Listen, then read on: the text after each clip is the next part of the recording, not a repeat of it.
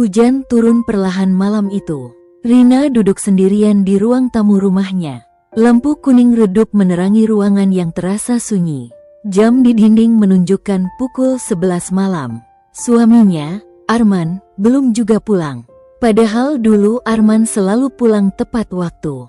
Bahkan sering membawa makanan favorit Rina hanya untuk melihat istrinya tersenyum. 10 tahun pernikahan mereka penuh perjuangan dan memiliki 2 anak dari hasil pernikahannya. Rina menemani Arman sejak pria itu masih karyawan biasa dengan gaji pas-pasan. Mereka tinggal di rumah kontrakan kecil, berbagi mimpi sederhana. Rina menjual kue dari rumah untuk membantu keuangan. Arman bekerja lembur hampir setiap hari. Sedikit demi sedikit kehidupan mereka berubah. Sampai akhirnya Arman mendapat promosi besar menjadi manajer perusahaan.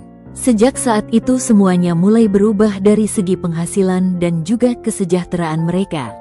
Di saat keluarga mereka berkecukupan, Arman semakin sibuk. Pulang malam menjadi hal biasa. Awalnya Rina tidak pernah curiga. Namun lama-kelamaan, ada sesuatu yang terasa aneh. Arman menjadi lebih dingin dan banyak berdiam diri. Percakapan mereka semakin jarang, hanya percakapan seadanya dan seperlunya. Ponselnya selalu terkunci dan selalu dibawa kemana Arman berada. Bahkan ketika tidur, ponsel itu tetap berada di dekatnya. Bahkan sering diselipkan di bawah bantal Arman. Suatu malam Rina memberanikan diri bertanya. Ingin tahu apa yang terjadi sehingga bahtera keluarga mereka menjadi sangat dingin dan kurang harmonis. "Mas, akhir-akhir ini kamu sering pulang malam. Ada apa di kantor?" Arman hanya tersenyum tipis, terbata-bata menjawab pertanyaanku. "Banyak proyek baru. Jadi aku banyak lembur karena mengurus keperluan untuk pembangunan proyek baru bersama para direksi kantor."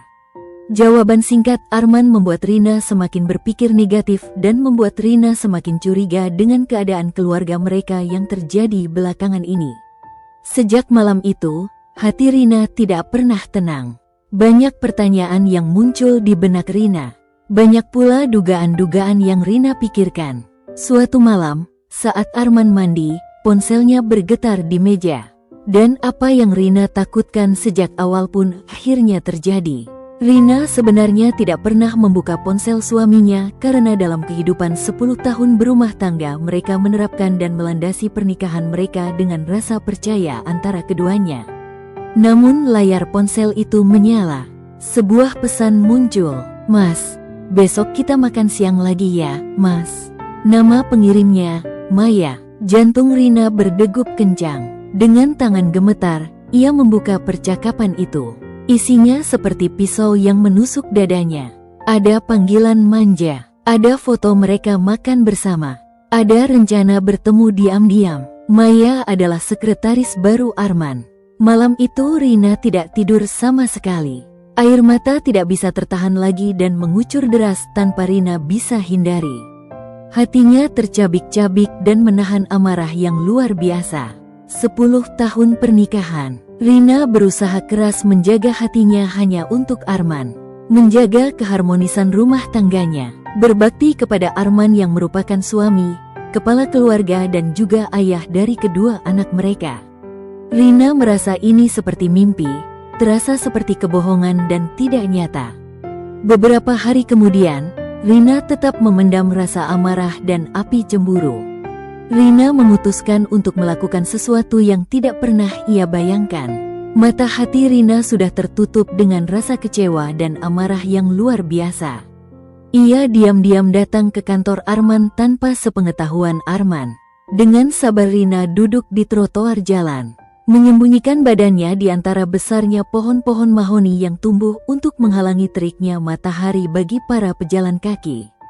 Dari seberang jalan, ia menunggu dengan jantung berdebar, memperhatikan dengan seksama orang-orang yang keluar masuk kantor tempat Arman bekerja. Tak lama kemudian, apa yang dinantikan Rina terlihat juga. Pintu lantai lobi gedung terbuka.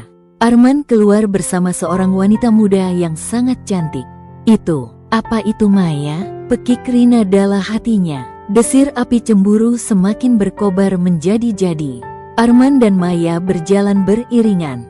Mereka tertawa bersama. Lalu, terlihat dari kejauhan Arman memandang wanita itu dengan mesra. Dunia Rina terasa runtuh. Air matanya tidak bisa dibendung lagi. Pikiran-pikiran yang selalu muncul dalam benaknya beberapa minggu ini akhirnya menjawab rasa penasaran Maya. Pria yang dulu bersumpah setia akan selalu menjaga Maya kini berjalan mesra dengan wanita lain.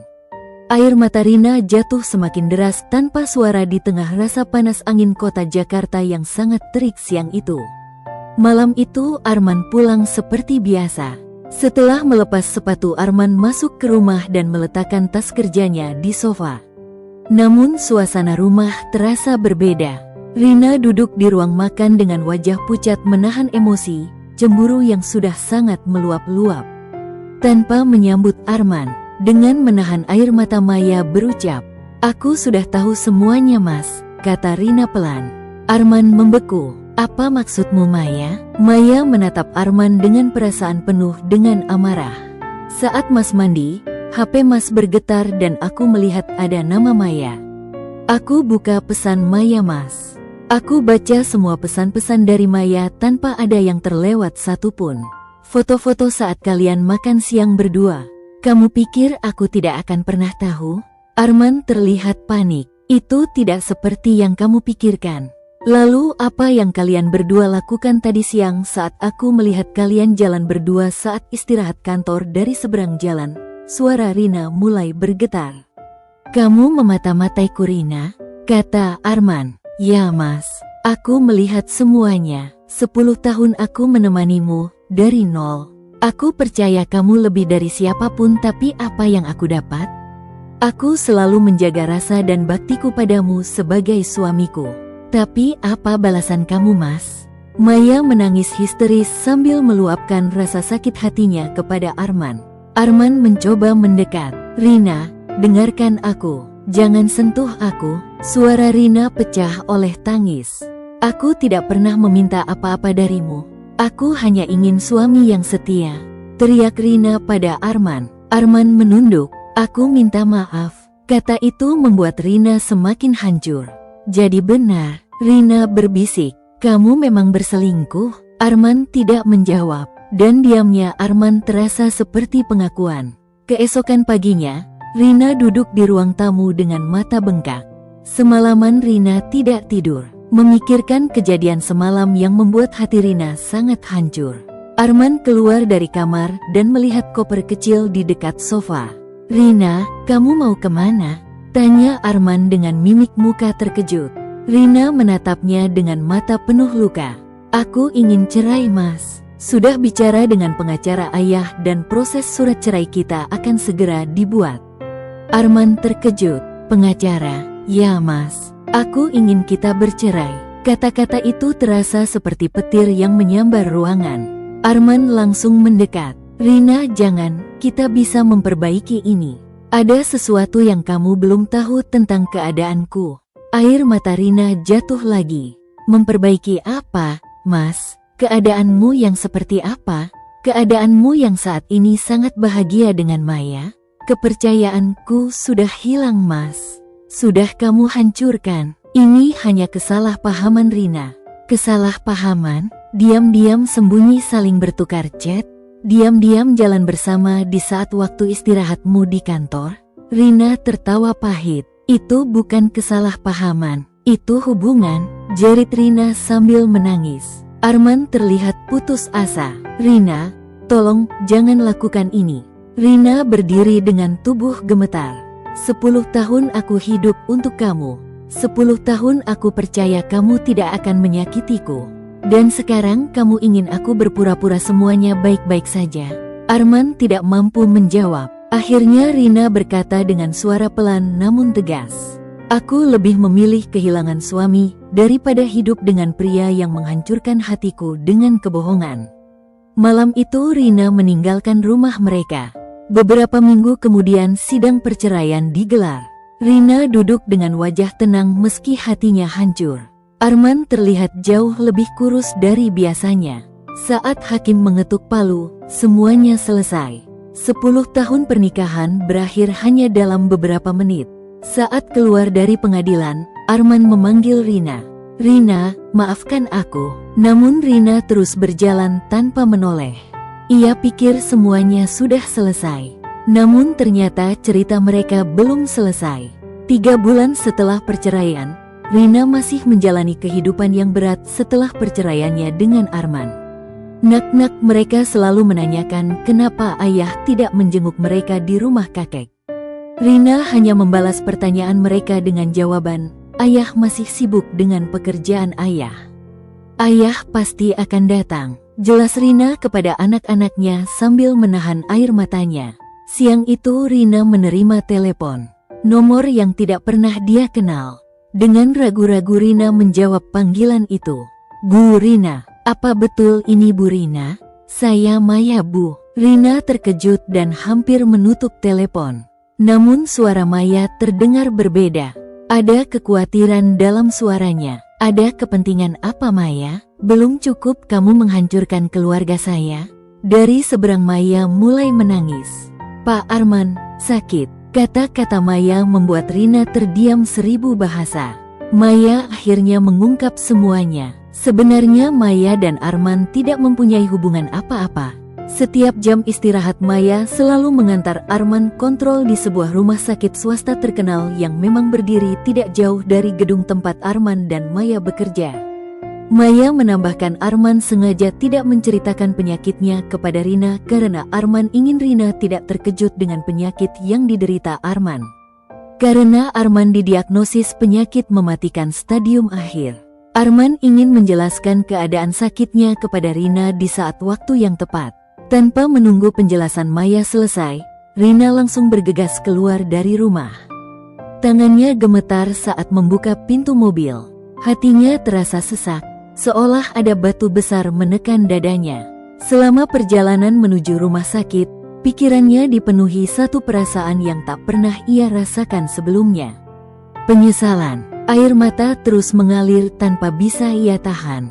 Setiap lampu merah terasa seperti hukuman baginya. Ia teringat semua kata kasar yang pernah ia ucapkan kepada Arman. Semua tuduhan yang ia lontarkan. Semua keputusan yang ia ambil dengan emosi. "Kenapa aku tidak mau mendengar penjelasannya dulu?" bisiknya lirih. Beberapa menit kemudian, mobilnya berhenti di halaman rumah sakit. Dengan langkah terburu-buru, Rina berlari menuju ruang perawatan yang disebutkan Maya. Ketika pintu kamar terbuka perlahan, langkah Rina terhenti. Arman terbaring di ranjang rumah sakit. Tubuhnya sangat kurus, wajahnya pucat, selang infus terpasang di tangannya. Mesin monitor berdetak pelan di samping tempat tidurnya. Pria yang dulu selalu terlihat kuat di mata Rina kini tampak begitu rapuh. Air mata Rina langsung jatuh. Arman menoleh perlahan ketika mendengar suara pintu. Ia terkejut. "Rina, kenapa kamu di sini?" tanyanya pelan. Suara itu lemah, sangat berbeda dengan suara tegas yang dulu sering ia dengar setiap hari. Rina tak mampu menahan dirinya lagi. Ia berlari mendekat lalu memegang tangan Arman yang terasa dingin. "Maafkan aku, Mas, maafkan aku," tangisnya pecah. "Kenapa kamu melakukan ini? Kenapa kamu menyembunyikan penyakitmu dariku?" Air mata Rina jatuh membasahi tangan Arman. Ia menunduk dalam-dalam, merasa begitu bersalah. "Aku menceraikanmu tanpa mau mendengar penjelasanmu. Aku bahkan menuduhmu berselingkuh." Rina menangis sejadi-jadinya. Arman menatapnya dengan mata lembut. Ia tersenyum kecil, walau terlihat sangat lemah. "Aku hanya tidak ingin kamu terbebani oleh penyakitku, Rina." Rina mengangkat wajahnya perlahan. Arman melanjutkan dengan suara pelan. "Kamu sudah cukup lelah mengurus rumah, mengurus anak-anak, dan mengurusku setiap hari." Ia menarik napas perlahan. "Aku tidak ingin melihatmu semakin sedih jika tahu penyakitku tidak bisa disembuhkan." Rina menggeleng keras. "Mas, seharusnya kamu memberitahuku. Aku ini istrimu." Arman tersenyum. "Aku memang ingin memberitahumu saat waktuku sudah dekat. Aku ingin kita menghabiskan waktu bersama dengan tenang, tanpa rasa takut." Matanya menatap langit-langit kamar. "Tapi ternyata, semuanya terjadi berbeda dari yang aku rencanakan." Kata-kata itu membuat dada Rina terasa seperti diremas. Mas, aku ingin rujuk, aku ingin merawatmu, aku ingin selalu di sampingmu. Ya, ucap Rina sambil menggenggam tangan Arman erat. Aku ingin menebus semua kesalahanku. Arman menatapnya lama, air mata kecil jatuh dari sudut matanya. Ya istriku, terima kasih, Rina. Sejak hari itu, Rina hampir tidak pernah meninggalkan rumah sakit. Ia merawat Arman dengan penuh kasih, menyuapinya makan, mengusap keringat di dahinya, membacakan doa di samping tempat tidurnya. Namun penyakit Arman semakin hari semakin melemahkan tubuhnya. Beberapa minggu kemudian, pagi itu suasana rumah sakit sangat tenang. Cahaya matahari baru saja muncul dari balik jendela kamar. Setelah menunaikan sholat subuh di kursi kecil dekat ranjang, Rina duduk kembali di samping Arman. Arman membuka matanya perlahan. Rina, bisiknya lemah. Rina langsung mendekat. Iya mas, aku di sini. Arman menggenggam tangannya pelan. Jaga dirimu baik-baik. Air mata Rina langsung jatuh. Jaga anak-anak kita. Suara Arman semakin lemah. Maafkan aku, jika aku belum bisa membahagiakanmu dan pernah menyakiti hatimu, walaupun sebenarnya aku tidak pernah berniat demikian. Rina menggeleng sambil menangis. Jangan bicara seperti itu, mas, kamu pasti sembuh. Namun Arman hanya tersenyum. Ia mulai membaca syahadat dengan suara lirih. La ilaha illallah. Rina memeluknya erat. Mas, jangan pergi. Arman mengulang syahadat beberapa kali. Napasnya semakin pelan. Dan di dalam pelukan Rina, Arman menghembuskan napas terakhirnya. Monitor jantung berbunyi panjang. Rina menjerit. Tangisnya pecah memenuhi ruangan rumah sakit. Hatinya hancur. Hari itu, dunia Rina terasa runtuh. Sore harinya, setelah proses pemakaman selesai, Rina masih duduk di samping makam Arman. Tanah merah di atas makam itu masih basah. Tangannya meremas gundukan tanah itu erat-erat. Air mata terus mengalir tanpa henti. Angin sore berhembus pelan melewati area pemakaman yang sunyi. Kini Rina akhirnya mengerti. Selama ini ia mengira suaminya menghancurkan rumah tangga mereka karena perselingkuhan. Padahal kenyataannya, Arman berjuang sendirian melawan penyakit mematikan. Ia menyembunyikan semuanya demi menjaga hati wanita yang ia cintai. Dan Rina justru menghancurkan pernikahan mereka karena kecurigaan dan ego.